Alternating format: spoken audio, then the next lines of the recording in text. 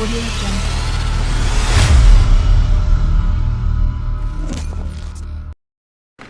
Hey guys, rant time.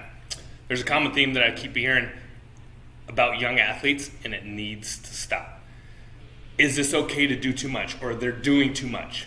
And that's absolutely wrong. That needs to die. They are little mutants, right? They have the most testosterone, the most creatine that they will ever have in their body. Have you ever seen a young kid just run and run and run, and you're like, I don't know how this kid isn't tired, and run, because that's the reason. They have the most energy and the most efficient body they'll probably have in their entire life.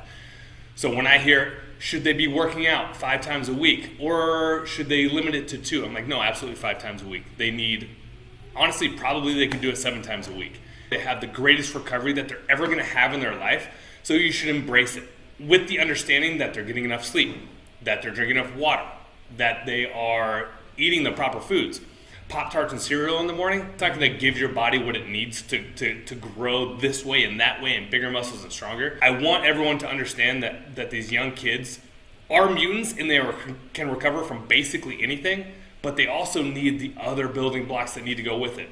Without that stuff, the mutant part starts to die. Although they are still mutants, it brings it back. They're less mutant.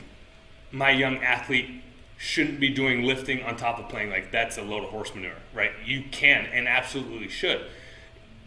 There's spring ball, there's beginning of summer ball, there's extremely hot summer ball, there's some fall ball, there's some winter ball, there's some full moon ball, there's an eclipse ball, there's the infinite amount of seasons for you guys to play. So everyone's fix is to take time off during season, and I think that's the most ridiculous thing I've ever heard. You think that having your 2 weeks in December, when you're saying, oh, I have free, I'm not throwing a ball, is really going to equate to success? 2 weeks out of 52 weeks isn't going to get you anything. It might get you back to some of the terminology.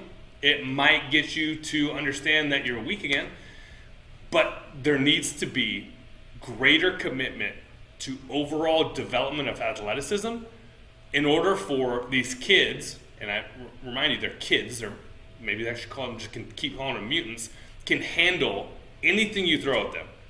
But it needs to be understood that the food matters, the sleep matters, the hydration matters. Okay. The lack of overall athleticism doesn't come from, what I've noticed, doesn't come from genetics. There are genetically gifted and there are non-genetically gifted. Most of the kids I see are just deficient in effort. I remember in high school when there were guys that were coming back from summer and they came in a new human. They were a different person. Yeah, I understood. Their face was the same, but everything else, their necks were the size of a giant pumpkin. Knowing what I know now, that was just giving maybe 30% more effort than what I was giving. The amount of growth in these young men with proper nutrition, with proper hydration, with proper sleep can be almost unheard of.